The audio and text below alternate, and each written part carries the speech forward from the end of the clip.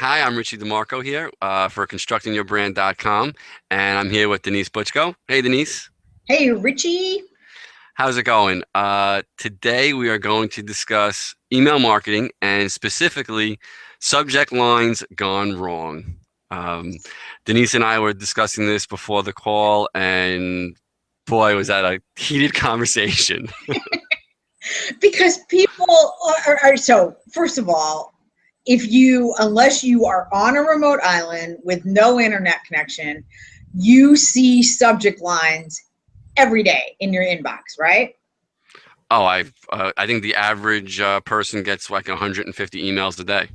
So, lot of subject lines. What do you open? Which ones do you open, Richie DeMarco? Do you want me to tell you the truth? No, I want you to No. lie.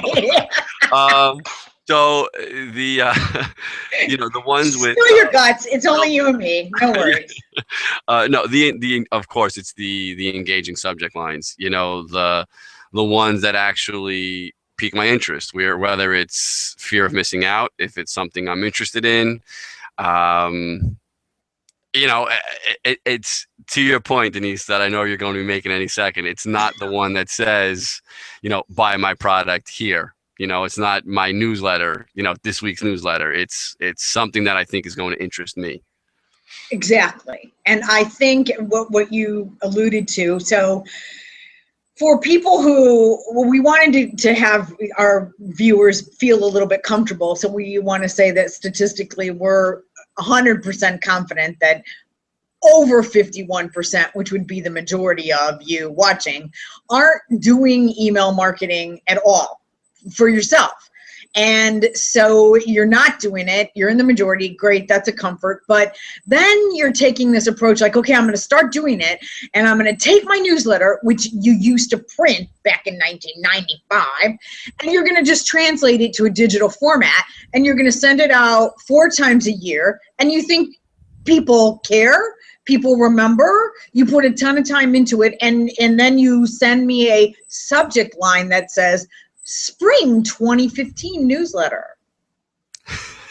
Yeah, and I can actually speak from experience on that. So I've been doing the ACSP newsletter for I don't know the last year and a half, and initially that's what we started with, which was basically a print newsletter that we turned digital. So there was 4 or 5 articles in there, and the subject line was news April newsletter 2015 or June newsletter 2015, and the click-through rates, the response, it was a lot lower to as opposed to what I'm doing now, which is actually easier for me. It's, Mhm. 1 or 2 call to actions. It's, last week I just did one that was about what the ACSP is working on. So it basically said, this is what we're working on. I was able to write it up in, 25 minutes, a half hour. I dropped it into the template. And the subject line was, this is what we're working on. So if you are interested in the ACSP, if you have an interest in what's going on in your industry, you'll click on it. And like I said, just from that one email, the user interaction, the engagement. I actually even received emails where people responded to the I don't want to call it a newsletter, but the email marketing piece, and people asked me questions based on what they had just read, and that's always a great sign for a newsletter or an email marketing piece.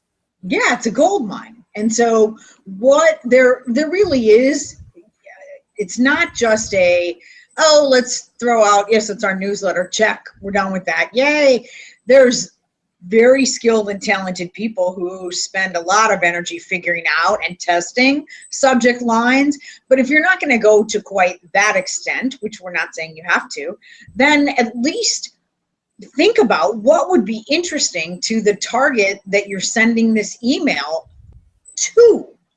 If I'm sending something out about closet design, then an example, I know people in this industry have kind of an interest in, wow, she teaches classes. Oh, now she's doing a consumer guide. So I just used that right in the subject line and got double-digit open rates and sold a bunch of books. So it's the kinds of things that relate to people individually. And you said it really well, so I'll let you say it again about relevancy, timeliness, personal, how it's important to you. Well, yeah. So when there are a couple of newsletters that I actually enjoy getting, and those are the ones that first of all, those are the ones that when they come in, it's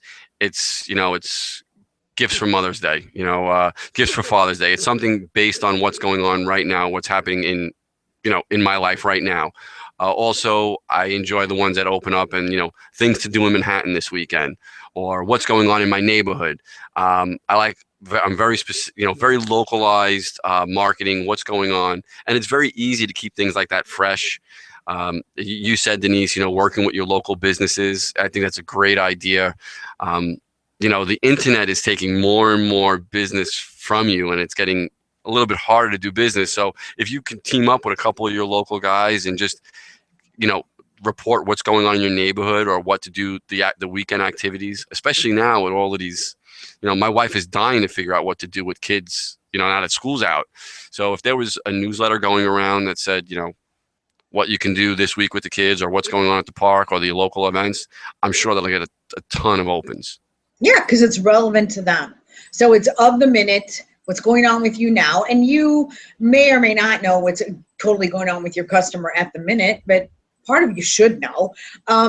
Another one that went out from HubSpot. Now, HubSpot sends out tons of emails, but why this one stuck out to me in particular is because a couple days ago, Gmail launches a feature that you can unsend emails. Well, who doesn't have an interest in that? And so they quickly put together an email and sent out that with the subject line. So if you didn't catch it on the news or one of the morning shows, you could catch it in your inbox. Totally relevant, totally interesting. So it's, as you said, that fear of missing out if something's going on that you don't know about, if something is important to you. So always, always, always, always, always think about what your reader, what your customer wants from you, not what you want to give them. Isn't that the key to a happy marriage anyway? And that is the most important. That's the most important thing. Just look at, and maybe the key to a happy marriage too, probably. My wife is always right. But no, just don't tell a customer the customer doesn't care about your product or what you want to tell them. They might care about your product if it's going to solve a problem for them. They care more about what's going on in their world. And the whole point of us telling you to send emails in this fashion is that this way they are opening your email. It is keeping you connected to that client. So they might not buy a closet now, but maybe they'll recommend you to a friend, but they'll know that you stay top of mind. That's the whole point of this. Yes, and not in an annoying way, and not in it's your newsletter, let me just delete it, because I'm not going to take even a tenth of the amount of time to read it as you took to create the thing. So relevancy, currency, fear of missing out, which we talked about. I think those kind of sum it up. Absolutely. And just a sidebar here, if you're not taking customers' email addresses, start doing it. Whether you're going to create a newsletter or not tomorrow, or whether you're going to start email marketing tomorrow or not, just be sure you're gathering that information so that when the time does come, you have that info on hand ready to go. Absolutely. Biggest asset to your business is not necessarily the machines in your shop. It's the intellectual property and the email list. There you go. And I think we've pretty much beaten up email lists and subject lines to an end, unless you have anything else to add, Denise. Otherwise, we'll sign off and keep it short and simple, like our perfect subject lines. Absolutely. Absolutely. That's what we'll do. See you later, Richie. See you later. Bye, Denise.